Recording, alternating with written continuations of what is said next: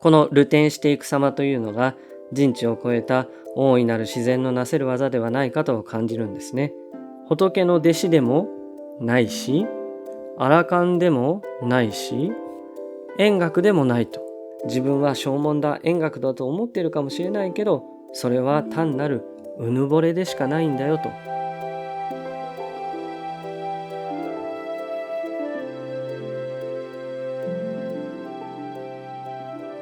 はい、皆様こんにちは。法華経の話第41回です。先日ホームページの方でも書いたのですが、お寺の方の境内の方でミツバチの分蜂に出会いました。この分蜂というのは巣がいっぱいになってしまうと、そこから半分ぐらいのミツバチが飛び立ちまして、それから次の巣を探す間に一旦集まって、休憩するというか、その間まで待つ拠点になる場所のことなようなんですけども、それがちょうどお寺の境内の灯籠のところにその分蜂ができまして、大変に驚きました。もうたくさんのミツバチがそこに集まっていまして、最初はちょっと怖かったんですけども、ミツバチ自体は決して悪いことをするわけではありませんので、様子を眺めていました。専門家の方に伺いましたら、新しい巣が見つかったら、すぐにそこから出ていく、すぐにそこからいなくなるそうなので、心配しなくても大丈夫ということでした。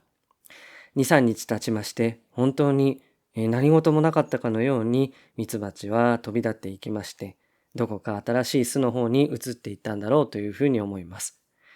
写真や動画もたくさん撮影したんですけども、ちょっとこれはなかなか映せないなということがありましたので、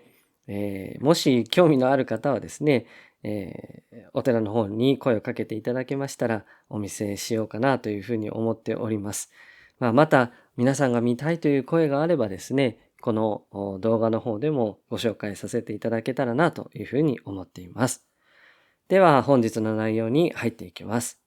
前回は解散検閲ということについてお話をしていきました。仏様はいつでも真実の教えを説きたいと思っていたわけですね。でも、衆生の気根が良くなかったり、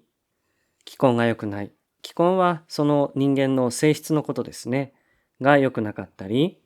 社会の乱れなどがあったりしたので、なかなか人々が教えを聞こうとしなかったわけです。ですから、真実の教えに導くための仮の教え、方便、三条ですね、を説いたわけです。でも最終的には真実の教え、一仏上に導くのですよというのが解散検閲ですね。でその解散検閲はありとあらゆる仏様、今現在、様々な世界で教えを説いている仏様はもちろん、過去の仏、未来の仏、過去現在未来の三世にわたって三条を説いた後に一仏上を説くのですよということが示されたわけです。釈尊は決して自分だけが勝手なことを説いているのではなく、多くの仏様も同じことをされるのだと、普遍的なことなんだよということを示してくださっているわけですね。ちなみに解散検閲のところで説いた三条の中の菩薩と一仏上の菩薩は違うんですよということを、これを前回お話したんですけども、これはこの後で出てくる三者家宅の例えという、そういった教えがありますが、そこでとても重要な意味を示すことになってきますので、少し頭に入れておいてもらえると嬉しいです。さて、先ほど衆生の気根が良くなかったり、社会の乱れがあったりということを私は言いましたが、この様子を仏教では五辱と言います。お経文にはこう出てくるんですね。舎利発、諸仏は五辱の悪世に入れたもん。舎利発よ、多くの仏は五つの濁りが満ち溢れている悪い世に出現なされる。とこういうお経文なんです。仏様はわざわざ五辱の時代に出現されるというんですね。確かに人々が悩みもなく安穏に暮らしていれば、それは仏様は出現されなくても大丈夫なのかもしれません。犯罪がなければ警察官の方たちが活躍されなくても済むわけですし、火事がなければ消防士の方々がおられなくても大丈夫ですね。でも世の中そういうわけにはいかない。そうすると仏様がいらっしゃるということは、ある意味世が乱れ、人心が乱れているということの証明であるかとも思います。では、この語俗を一つ一つ見ていきましょう。まず最初は、後俗です。後俗は時代性や社会性が乱れている時代のことを言います。後とは仏教でいうところの時代のことですね。この後に仏教らしい面白い解釈があるので、それを紹介しようと思います。それは、思考というものでして、4つの時代区分があるとするんですね。最初を上皇と言います。上皇は国土や生物など有情非情が成立していく時代、様々な生き物とかそういったものが生まれ出て、またそれが成長、育っていく時代、そういった時代のことですね。次が重工です。重工はここで成立したものが安定してそこに存在している時代。次が栄光です。栄光はせっかく安定していたものが破壊されていく時代、壊されていく時代ですね。そして最後が空港、空壕とも言いますか。この空港は空というそういった状態になる時代です。そしてこの空港が過ぎるとまた上空に戻ると考えるんですね。諸行無常にのっとった考え方でもあるのですが、これを仏教で説いているというのはすごいなと思います。この流転していく様というのが人知を超えた大いなる自然のなせる技ではないかと感じるんですね。ちなみにこれは余談なんですが、今まで地球は大量絶滅というのを5回も経験しているそうです。私たちは大量絶滅と聞くと恐竜のそれを思い出します。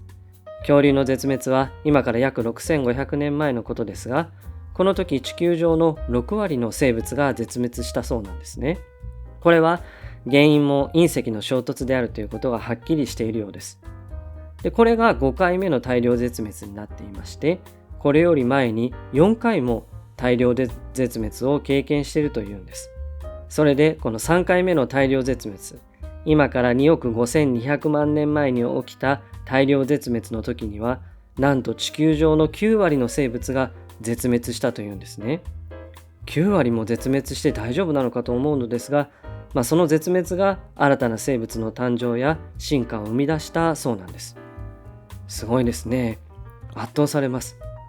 ちなみにこの9割の生物が絶滅したというその絶滅した理由は未だに分かってないそうなんですね。いろんな不思議なことがあるんだなというふうに思いますし、先ほどのこの思考、これは地球の中でまさに繰り返されてきていることなんだなということを改めて感じるわけです。仏様がこの大量絶滅をご存知なのかどうかはわかりませんが、自然を偏りなく見ればそこに真理が見えて、思考などの現象も見えてくるのではないかなというふうにも思っています。ということで、こうやって思考のように時代は流転するのですが、この後俗という時には大変に時代性も社会性も乱れてしまっている、濁ってしまっているんだというんですね。次に煩悩俗ですね。煩悩俗は自身の内面の乱れ、精神的な乱れのことですね。人々や生物の内面が汚れてしまっていること、乱れてしまっていることです。それから衆生俗ですね。先ほどの内面はもちろん、人間の性質そのものが濁り乱れている状態だというんです。本来人間は力が弱い生物ですから、助け合うことで生きながらえてきたんですね。今はその助け合いがなくなっている時代です。この状態で人間は生きながらえていくことができるのか、なんだか不安に感じることもあるんですね。そういった様子を見ると、この衆生dụcを感じます。次が見俗ですね。これは思想の乱れのことです。考え方、捉え方、うがった考え方をしてしまう、そういった濁り、乱れのことですね。また人間が作り出した思想自体が乱れるということも言えると思います。今の社会が享受している思想は裏を探るとどこかに経済市場主義的なものがあります。経済活動をすること自体は決して悪いことではないんですけども、なんだか美濃に隠れてわからないままに経済活動をさせられている、経済活動のために教育されているということに違和感を大変に感じます。こういったものも見俗、思想の乱れではないかなというふうに思うんですね。そして最後が名俗です。名俗は生命の濁りのことで寿命が短くなることですね。もともと人間は8万歳の寿命があって、8万歳って思いますけど、8万歳の寿命があって、それがだんだん短くなってきたと。これを元寇というんですけども、元寇によって寿命が短くなる。そしてこの寿命が短くなるにつれて、誤辱がどんどん盛んになると仏教では考えるようなんですね。これを聞くと、最近は平均寿命が伸びたじゃないか。8万歳なんてありえないじゃないかって思うかもしれません。そうですね。不思議です。ただ、少し思っているというか考えていることは、最近の人は平均寿命が伸びたのに、なんだかせわしく生きていますし、時間が足りないと言ったり、なんとか寿命を伸ばそうとするあまり、生きるということがおろそかになってしまっているようにも感じます。その点、昔の方には、短い生涯でも悠久の時を生きているようなそういった感がありますから、ただ実数としての寿命が伸びた、短くなったというよりは、生き方によって寿命が長いのか短いのか、そういう観点の違いがこの明辱が指しているところなのかなというふうにも思います。それでこのように誤辱が盛んになっているので、釈尊はこう仰せなんです。衆生は赤重く、剣鈍嫉妬にして、諸々の不全根を成就するがゆえに、諸仏は方便力をもって、一仏上において分別して三と説きたもうと。シャリホツよ、時勢が混乱すると、誤辱の時代になると、人々の煩悩も深くなり、欲心や欲を持った心や妬む心が強くなって、そしてよろしくないことをしようとするようになってしまうんだと。だから三条の教えを説いたんだというわけですね。赤重くというのは欲深くといった意味で良いと思います。こうやって人間の社会が乱れ、人心が乱れたから、正門円覚、菩薩の3つの教えを説いて一仏上に導いていこうとするんですよというわけですね。次に、釈尊はとても厳しいお言葉をシャリホツに投げかけるんですね。それは、シャリホツよと、もしも私の弟子でありながら、自ら正門や円覚と名乗る者たちがいて、多くの仏たちがただ菩薩のみ教えを導くこと。これは法華経のですね、法華経の菩薩という修行、法華経の修行をもって教え導こうとして、それを聞こうとしなかったならば、また知ろうとしなかったならば、その者たちは、仏の弟子でもないし、アラカンでもないし、円覚でもないと。仏の弟子を名乗っている者たちが、今この法華経の修行を信じようとしない、また知ろうとしない、聞こうとしなければ、その者たちは仏の弟子でもないし、アラカンでもないし、円覚でもないというわけです。非常に厳しい言葉ですね。一仏上を信受しない者は、仏弟子でもない、またアラカンでもない、円覚でもないというわけです。で、これ、仏弟子でもないということはまだわかるんですけども、正門や円覚、アラカンっていうのは正門がその一番最高位にたどり着いたその位のことですけども、つまりは正門のことです。あなたたちは正門や円覚ですらないという。これ非常に解釈が難しいんですけど、これもう少し先を読むと何をおっしゃりたいのかがわかるんですね。釈尊は続けてこうおっしゃるわけです。またシャリホツよ、多くのビクビクには勘違いして平安や悟りを得たと思っている。それは増上慢でしかないんだと。増上慢ですね。うぬぼれているに過ぎない。なぜなら本当に真の修行をしてアラカンにたどり着くことができたなら、その人たちは必ずその先にあるものを感じるはずなんだと。自然と一仏上を得たいと思うはずだからというんですね。だからそういう気持ちにならないということは、あなたたちはもうそもそもアラカン、正門でもないし、円覚でもないと仰せなんです。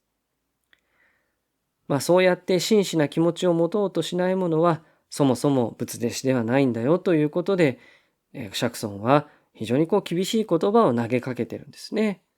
確かにそうで、仏様になろうと、前回までもお話ししてますけども、仏様になろうというのが、いわゆるこの仏教の教えですから、それ以外のものになろうとして、本当のその仏様の姿を追い求めようとしないっていうことは、それは仏弟子でもないし、アラカンとか円覚って名乗ってても、それはそもそもアラカンでも円覚でも何でもないんだということになるわけですね。ただ、ここでお経文にちょっと続きがあって、これ例外があるというんですね。それは目の前に仏がいない場合は別だというんです。仏様が目の前にいない時代に生まれてしまうと、一仏情を信受し、理解しようとする人はこれは大変に稀になってしまう。それほど仏様に巡り得ない状態でこの法華経を信受することは難しいということを仰せになるんですね。なんで突然こんなことが出てくるのかと言いますと、これ後につながる教えなんです。法華経を信受するというのはとても難しいことだということが、実は後半部分にかけてずっと大事なこととして教えが示されていきます。またここでちょっとちらつかせてくるんですね。法華経ってよくできているなというふうに思います。ということで、とにかく今釈尊がこの法華経の説法をしているその段階においては、とにかく一仏情を信受しなさいよと、そうでなければそもそもあなたたちは仏弟子でもないんですよということを説かれたわけですね。今日は五濁ということについて話をしてきましたが、これを聞いて今の時代が五濁だと過度に恐れる必要はありません。でもこの五濁を軸にして社会を見ていくと、なるほどなぁと感じることも多くありますし、また見え方も変わってくる部分があると思うんですね。そして仏様はそういう五濁の時代にこそ衆生を導くために現れ、衆生が言うことを聞かないから仕方なくも三条の教えは説いたけども、最終的には一仏情に導いていくんですよということになるんですね。そういう仏様の教えの流れを受け止めることができない人は、そもそも仏弟子ではないんだと。しかし、また自分は正門だ、円覚だと思っているかもしれないけど、それは単なるうぬぼれでしかないんだよと、こう仰せになって厳しく注意されるわけです。そして、ここまでを受けて、シャリホツよ、この法華経を信下しなさい、受持しなさいと、そういうふうに釈尊がおっしゃる場面に移っていきます。それはまた次回の話とさせていただきます。ご清聴いただきまして誠にありがとうございました。それではまた。さようなら。